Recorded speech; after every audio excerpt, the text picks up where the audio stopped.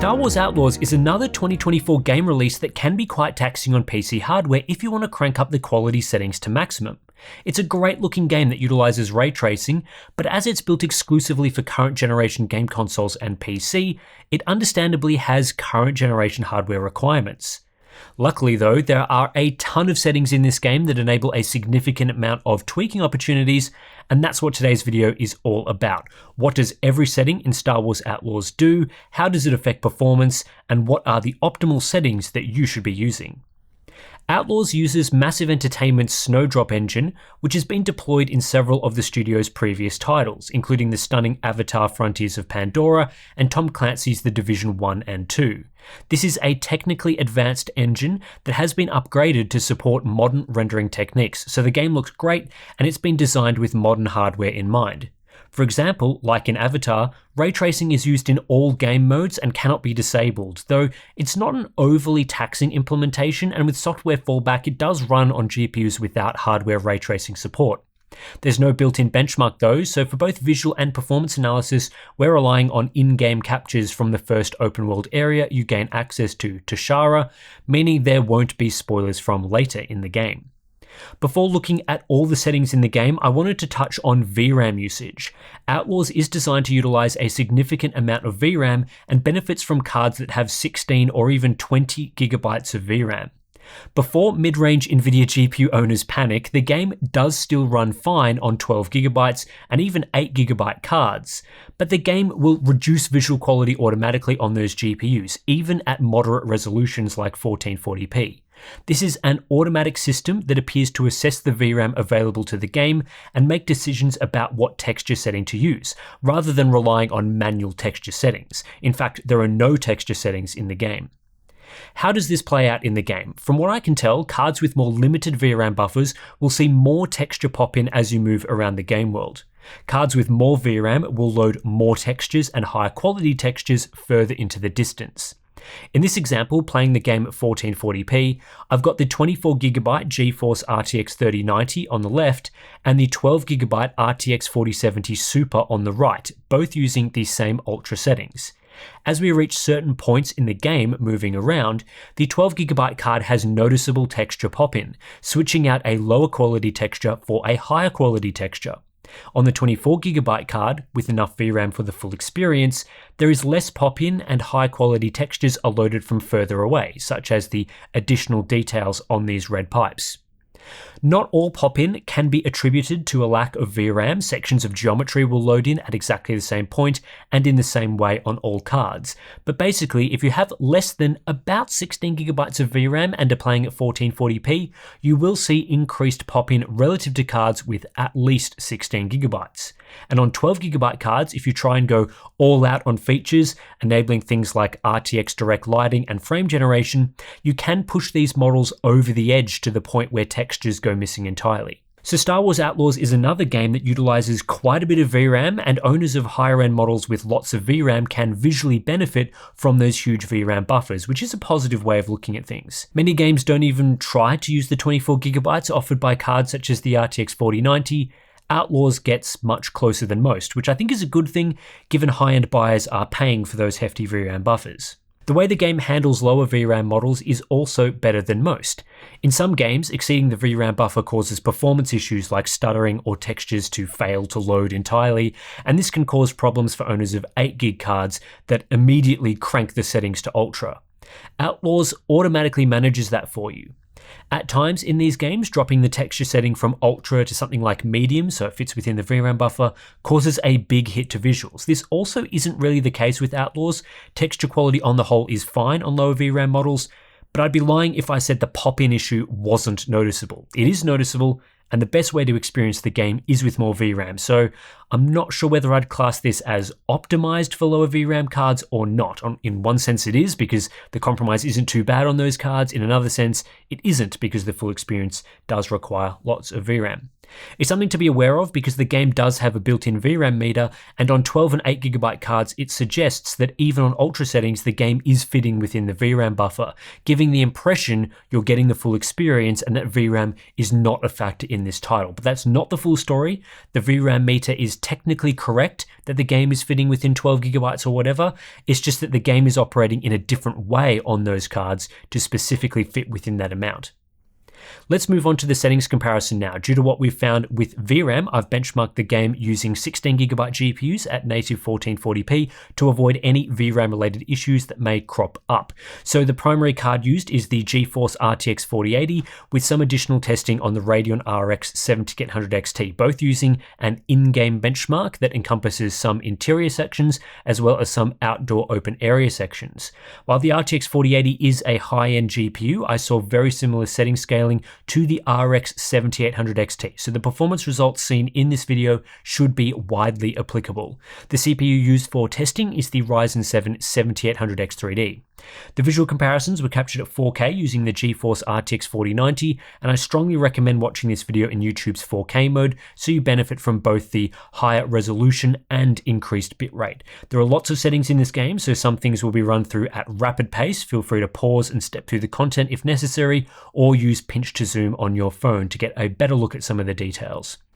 Let's quickly go through the built-in presets. By default, Outlaws has 4 presets, ultra through to low, but you can actually unlock an extreme preset of sorts by going to the properties of the game in the Ubisoft launcher, heading to add launch arguments and adding in -unlock maxed settings as an argument.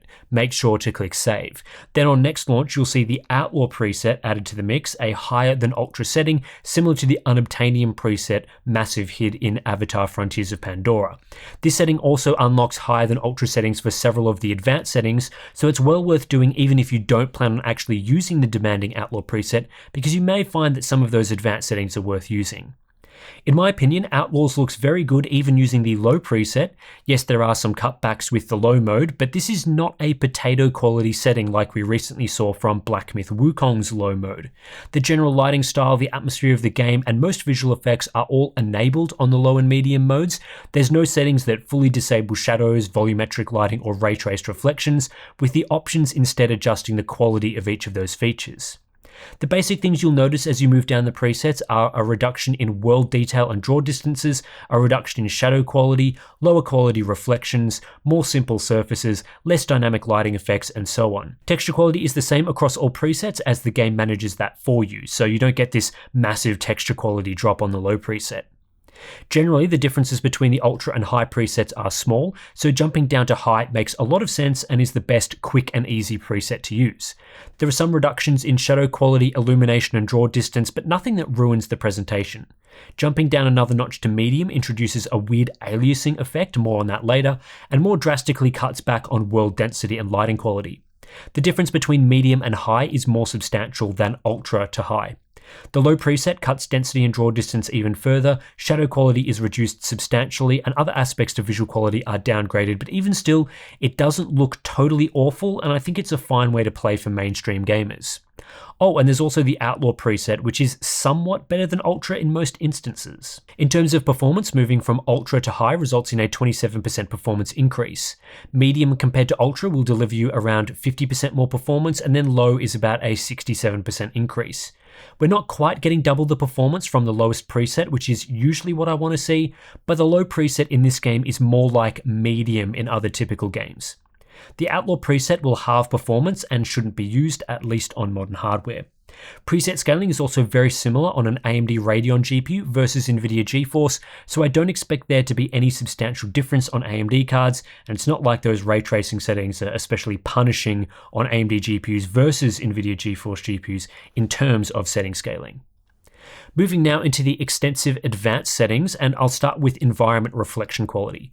Most surfaces in the game use ray traced reflections, so this setting only has an impact on very specific items, such as these glass bottles. The difference from high to medium is subtle and more noticeable on low. In general areas of the game, this setting has next to no effect on performance, so you can safely leave this on high.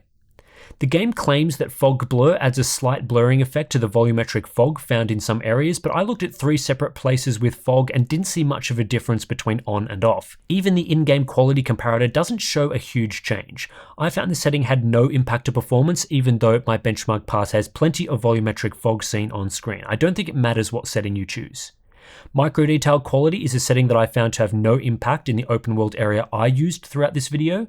The in-game comparator suggests this setting adds additional details, but even after resetting the game, it didn't seem to make a difference where I looked.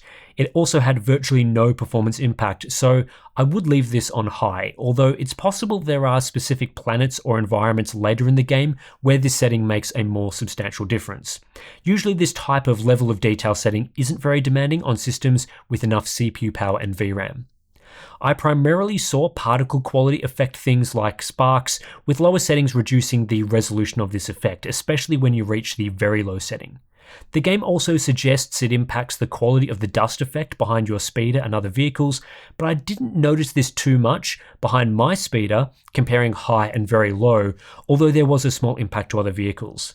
Dropping this setting from high to medium results in a 1% performance increase, which given I didn't spot any significant differences is probably worth taking. Scatter density affects the amount of detail in the game world, apparently in a different way to Microdetail Quality. I found this setting had a noticeable impact on the amount of grass and shrubs in the open plains area. High looks very similar to Ultra, with medium a small reduction to the amount of ground foliage, and low a substantial reduction that makes the game look much less dense. This setting does impact performance, particularly in the most intensive areas of the outdoor plains. I only saw up to a 4% improvement to average FPS dropping to low, but a 2% improvement in 1% lows using high, a 4% improvement using medium, and a huge 14% improvement with low. I would use high here, with medium for those that want additional performance. Low changes the density of the game world noticeably, so I'd reserve that for low-end gaming. There are many shadow settings in the game. The first one, shadow quality, has a surprisingly limited impact. I saw a small reduction to sun shadow resolution when dropping this setting from high to low, and an improvement in resolution using the secret very high setting. There are many shadows in the outdoor areas though that don't benefit from this setting and are still relatively low resolution. Dropping from high to low only saw a 1% performance improvement, which I think is reflective of the small quality change, while using very high saw around a 5% reduction in FPS. High is a nice place to be here, though it's good to know the very high setting exists if you unlock max settings, because it does look better. Shadow Proxies was a mystery setting that took a while to unravel because I was seeing a performance difference, but not seeing any substantial difference to shadow quality, and was confused why this setting was only switched on for the low preset. Eventually I discovered that this setting appears to control the resolution of distant shadows.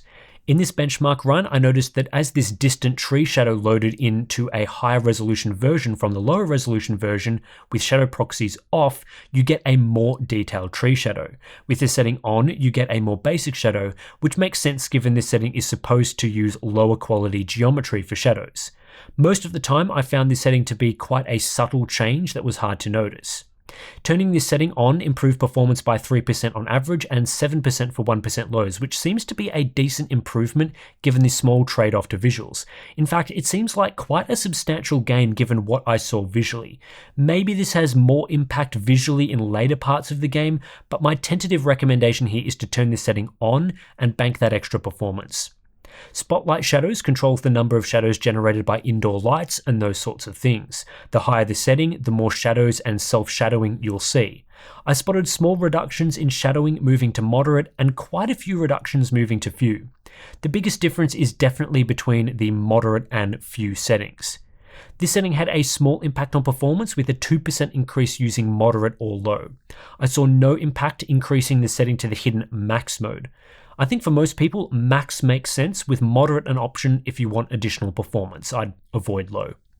Spotlight shadow quality is straightforward. It affects the resolution of shadows generated by lights. The differences are immediately obvious, and using the hidden max mode substantially increases shadow resolution and quality, especially for shadows cast from moving objects. Even dropping this setting down from ultra to high makes this type of shadow blurry, and dropping it to medium looks pretty bad. On low, the shadow often doesn't even look like the item at all. Performance-wise, the good news is that this doesn't have a huge impact. Dropping to high is only worth a 2% performance uplift, which isn't worth it for premium visuals. For those that want more performance, I'd consider using high. Unfortunately, while the max mode looks great, it results in a 5% performance drop versus ultra, and especially during actual gameplay, ultra gives you most of the shadow experience that you need. In the area I've reached in the game so far, there has been no deformable terrain that I've found, and the deformable terrain quality setting has no performance impact. Based on what I've seen in other games, I suspect you'll only need to lower this setting on entry-level GPUs for the best performance, but keep an eye out on deformable terrain in later parts of the game in case it tanks performance. Unfortunately, I just didn't have time to play deeper into the game to investigate this setting further. Lens and cinematic effects quality has a huge impact on visual quality in motion. The main reason the medium preset looks so much worse than the high preset is because of this setting, which admittedly could be bugged at the moment. But basically, if you turn this setting down from ultra or high to medium or low, the entire game presentation becomes more aliased and edges appear to wobble. This is extremely obvious and looks terrible, so medium or low should not be used under any circumstances. While medium is sharper when stationary and without this artifact would actually be the better way to play, the unforgivable quality loss in motion completely negates this. Using a lower setting improves performance by at most a couple of %, which absolutely isn't worth it. I would only change this setting to medium if the issues in motion are resolved in a future patch and you can benefit from the added sharpness alone. Who knows, maybe the time this video is published, this will be fixed, but for now, don't use this setting. Extra streaming distance impacts geometry quality for distant objects in the open areas of the game. On 100, you get the most details. On 50, there's a small reduction in detail. And on 0, many of the most distant items are replaced with lower quality versions, and this can be noticeable depending on where you are looking. In terms of performance, dropping to 50 gives you a 1% performance boost, and to 0, a small gain again. I would consider dropping this to 50 or lower if you are interested in additional performance. Object detail is effectively a draw distance setting for some items in the game world, such as grass. Earlier, we looked at scatter density, which controls how many items will be rendered in the game world. Object detail controls the quality level of those items and at what point you'll see high quality versus low quality. So this setting doesn't really remove objects, but controls how nice those objects look and the point at which they swap between quality levels. This is most noticeable on grass in the open world, where settings such as 400, which is the maximum, draw high quality grass a decent way into the distance, whereas the lower setting of 75 brings this limit between high and low quality much closer to the camera. The setting also controls the amount of pop-in you'll see as you zoom around the world on the speeder. 400 hides a lot of pop-in as object quality changes much further from the camera. However, the level of pop-in to me looked pretty similar between 100 and 200. I think this could be due to 200 setting the transition point at a distance from the camera that I'm usually looking at while driving, whereas with 100 the transition point is closer, which means I'm looking at lower quality objects more often. Bit of a weird quirk there. This setting has a huge impact on performance, especially in the open areas of the game. Dropping from 200, which is used with the Ultra preset, to 100 increases performance by 7% on average and 19% in 1% lows, representing those performance-intensive areas.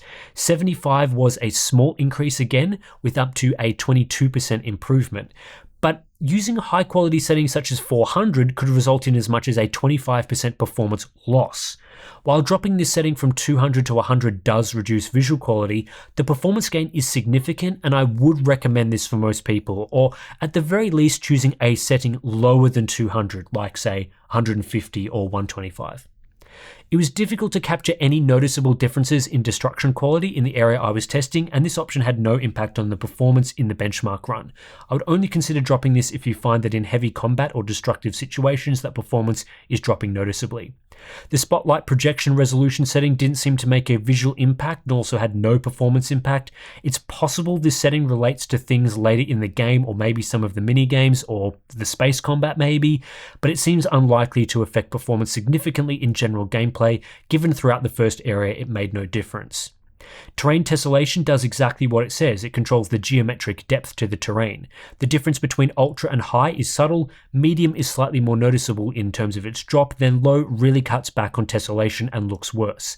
At most, this setting had a 2% impact on performance, and that was from dropping to low. Medium was just a 1% gain, so I'd leave this on ultra. I spent a long time assessing the Raytraced contact shadow setting to see if I could spot any differences, and ultimately came to the conclusion that this setting makes little to no difference visually.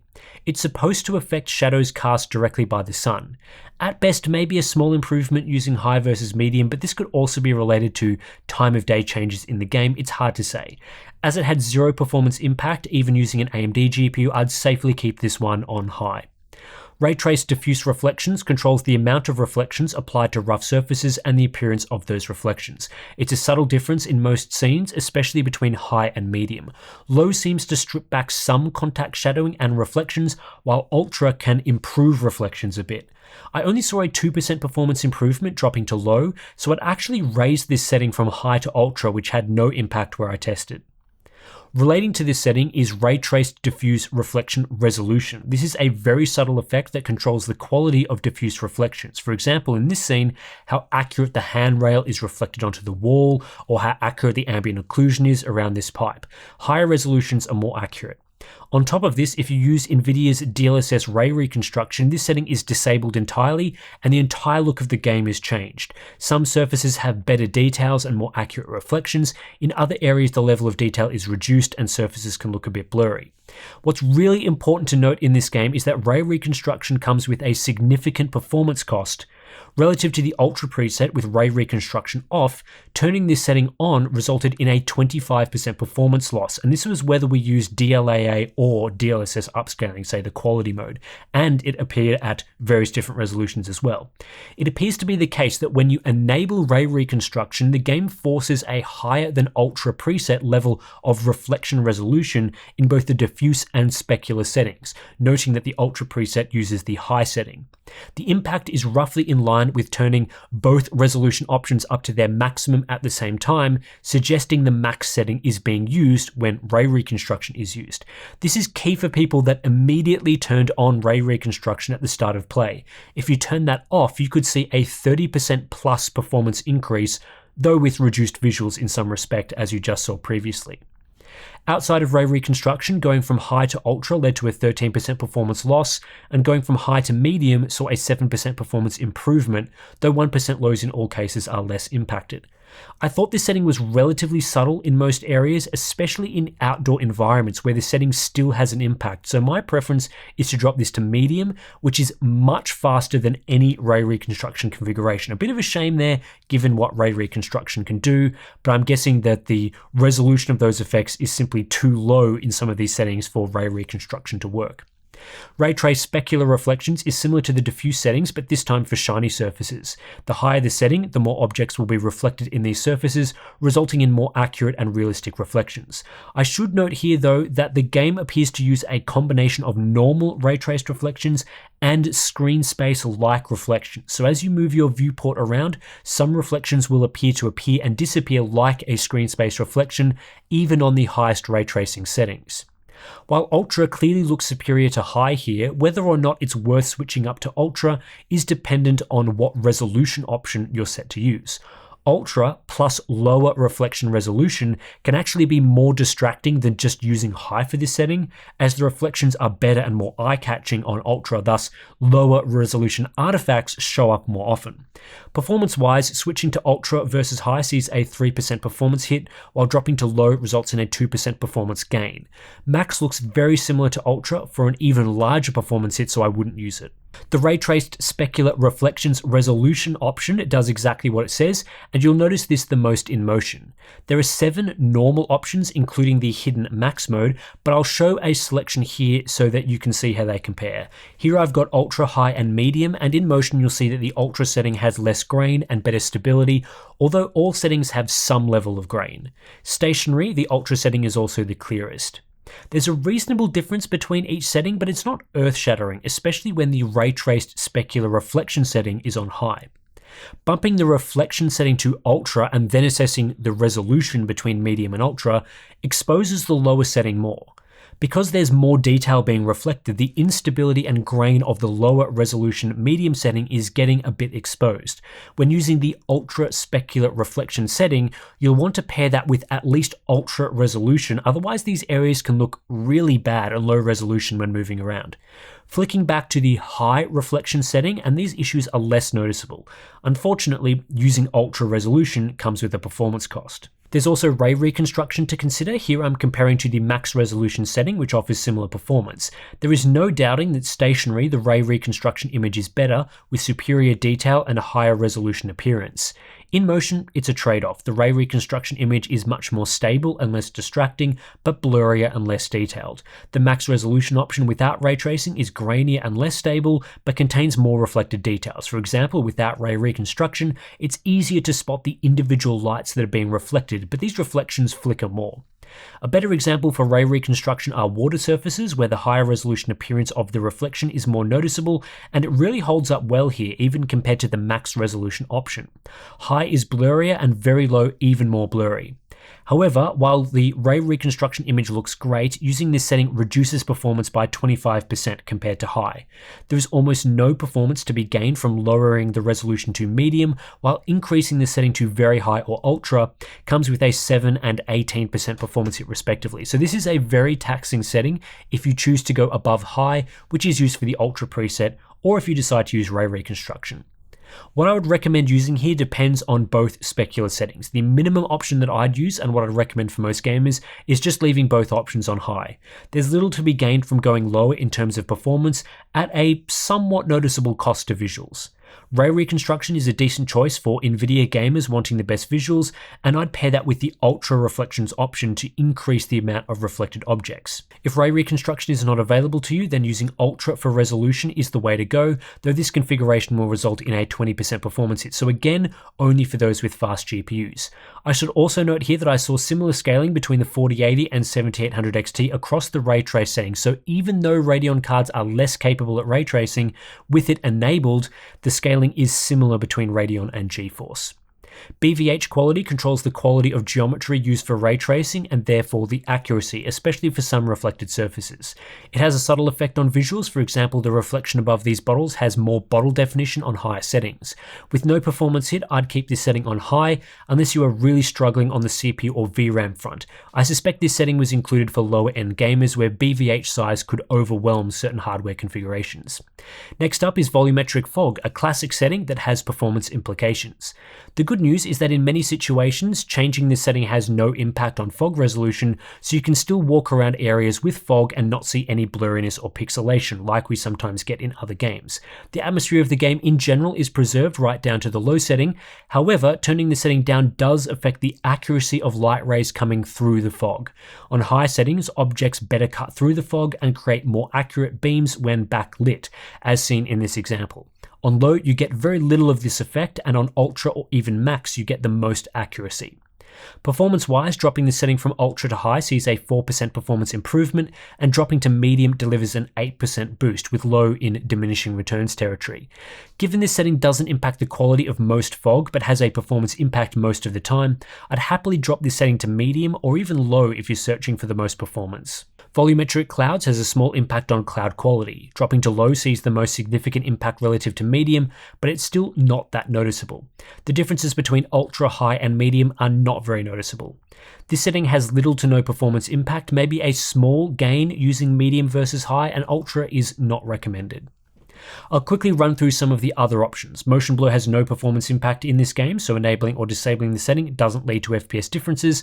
Most people know what this sort of thing looks like, and it's a personal preference thing. Film grain also has no performance impact, and personally I would disable this to improve the clarity of the visuals.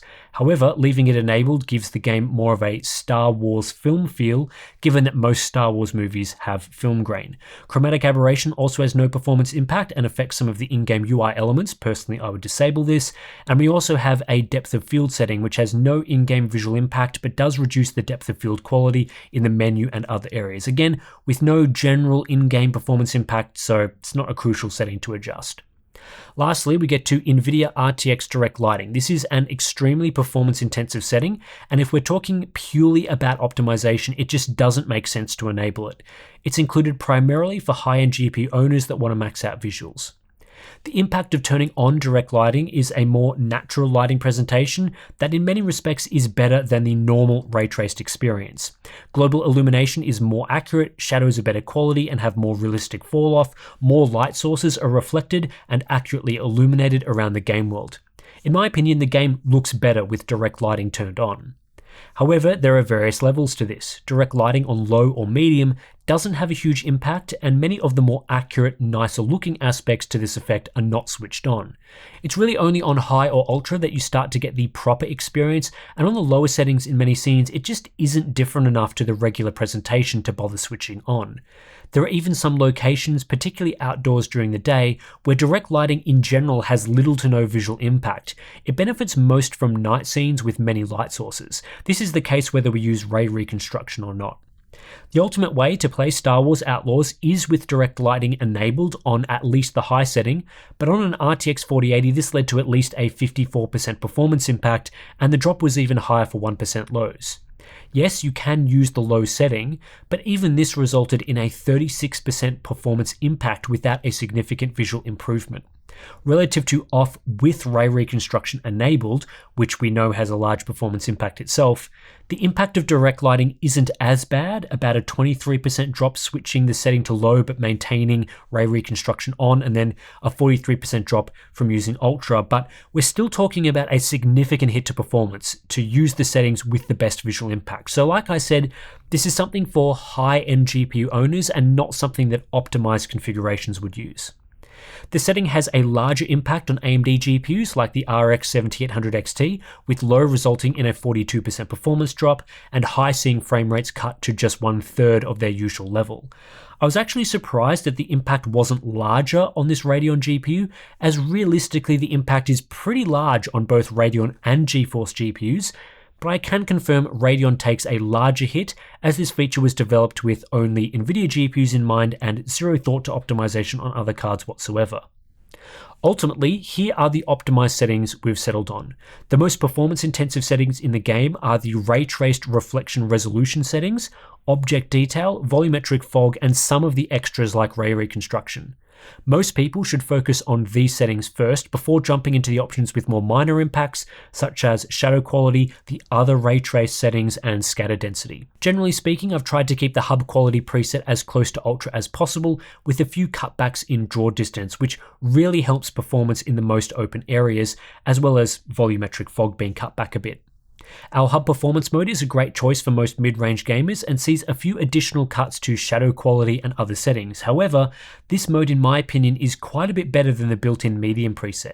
This is largely because some settings can be kept on high or ultra levels with little performance impact, and we can also solve the weird aliasing effect by keeping that lens and cinematic effects quality setting on ultra. Again, they might fix that setting in an update, in which case medium will become the better choice, but for now go with ultra. Visually, I think hub quality looks quite similar to the ultra preset, with some impact to draw distance that brings it more in line with the high preset.